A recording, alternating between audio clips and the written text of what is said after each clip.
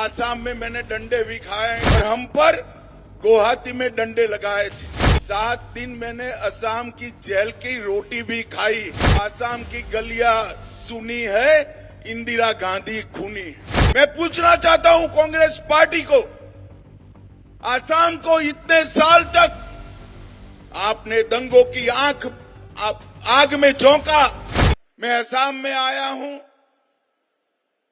आज लसित बरफुकन जी के नाम पर पुलिस एकेडमी का लोकार्पण हो रहा है।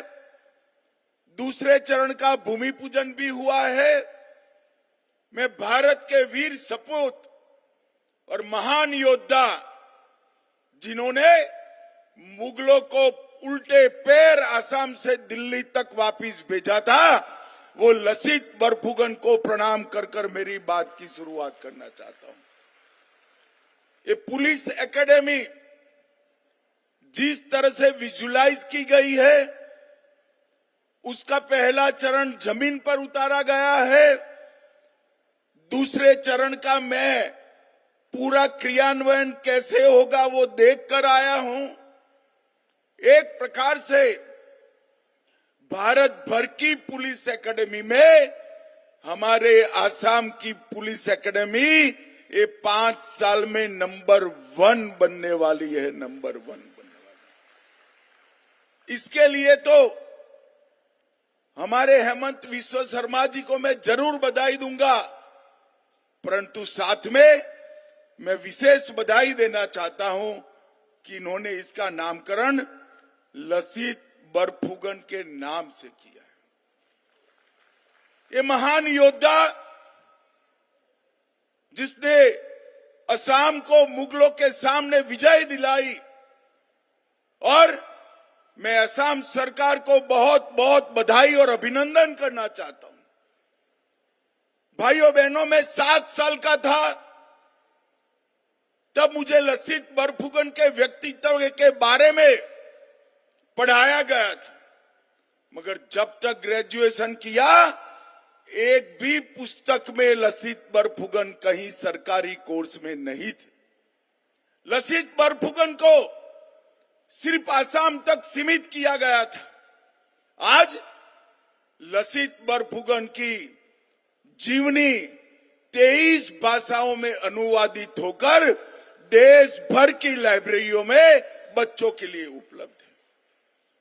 वो बच्चों को प्रेरणा देने का काम कर रहे हैं और देश के 8 राज्यों के इतिहास के पुस्तक में लसित बरफुकन पर एक प्रकरण डालने का काम भी हेमंत विश्व शर्मा के प्रयास से आज हो रहा है।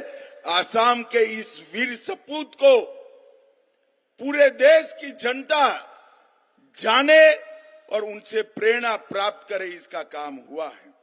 आज ये एकेडमी 167 करोड़ के खर्चे से इसका पहला चरण बना है, और जो हेमंत जी ने डिटेल आप लोगों के सामने रखी, इसके हिसाब से तीनों चरण होकर 1050 करोड़ रुपया खर्च होगा।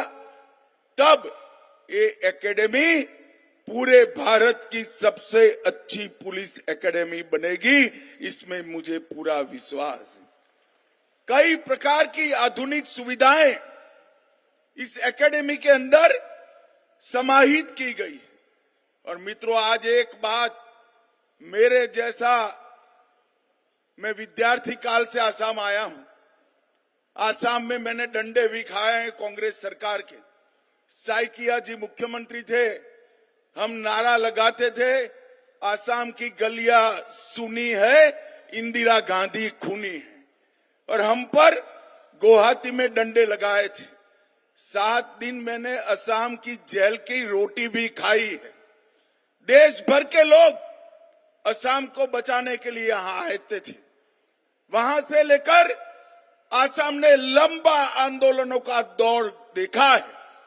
असम की पुलिस अन्य राज्यों में ट्रेनिंग के लिए जाती थी। आज मैं असम सरकार को बधाई देना चाहता हूं, 8 साल में ऐसा परिवर्तन हुआ।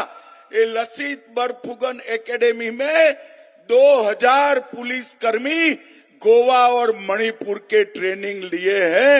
हमारा आसाम शांत हो गया है। आसाम आगे बढ़ने के लिए तैयार हो गया है। आसाम विकास के रास्ते पर आगे बढ़ा है।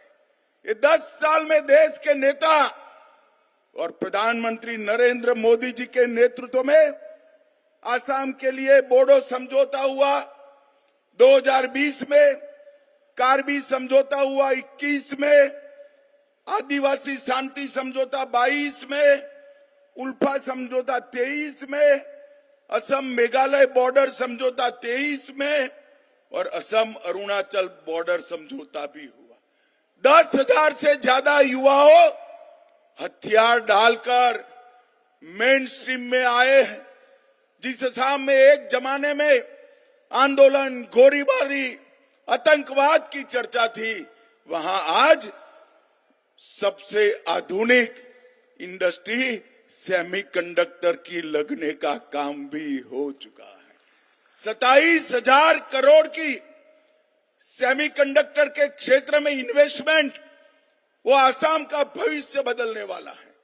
अभी आसाम के निवेश के लिए यहां शिखर सम्मेलन हुआ। 5,18,000 करोड़ के निवेश के लिए एमओयू हुए। मैं पूरे विश्वास से कहता हूं, इसमें से ज्यादातर जमीन पर उतरने वाले हैं। और भाइयों बहनों, मोदी सरकार असम के विकास के लिए और 3 लाख करोड़ के प्रोजेक्ट इंफ्रास्ट्रक्चर के लेकर आ रही है। ये 8 लाख करोड़ के प्रोजेक्ट इतने सारे रोजगारी पैदा करेंगे कि एक जमाने में कहा जाता था आसाम का बच्चा पढ़ लिख लेगा तो देश में कहीं नौकरी करने जाएगा। आज मेरे आसाम में देश भर के लड़के नौकरी करने आए। इस प्रकार का स्थिति का निर्माण हो रहा है। कांग्रेस के शासन में 10 साल में आसाम को 1,27,000 करोड़ का डिवोल्यूशन ग्रांट और ग्रांट इन एड मिला और मोदी जी के 10 साल में 1,27,000 करोड़ से बढ़कर 4,95,000 करोड़ रुपया हम दे चुके। 4 गुना अधिक पैसा हमने कांग्रेस पार्टी के शासन से एनडीए के शासन में, बीजेपी के शासन में दिया। मैं पूछना चाहता हूं कांग्रेस पार्टी को, आसाम को इतने साल तक आपने दंगों की आग में झोंका, ग्रांट नहीं दी, शिक्षा की व्यवस्था नहीं की, इंफ्रास्ट्रक्चर नहीं बनाया और शांति भी नहीं आने दी। मोदी जी के 10 साल में इंफ्रास्ट्रक्चर भी बन रहा है, शांति भी आई है और कई प्रकार के उद्योग भी लगे। 10,000 करोड़ की लागत से 200 किलोमीटर से अधिक लंबी भारतमाला परियोजना, धुबरी फुलवाड़ी पुल 3,000 करोड़ की लागत से 3700 किलोमीटर ग्रामीण सड़कें, 3400 करोड़ से सिलचर चुराईबारी कॉरिडोर 4 लेन करना, मजूली द्वीप, यहां पर सर्वानंद जी बैठे हैं, 1,000 करोड़ से अकेले मजूली के लिए नया तटबंध और सड़क बनाने का काम किया है। ब्रह्मपुत्र के पुल पर 6 लेन पुल बनाने का काम निर्माणाधीन है। 382 करोड़ से नेशनल हाईवे 715 के पर माजुली और जोरहाट को जोड़ा जा रहा है।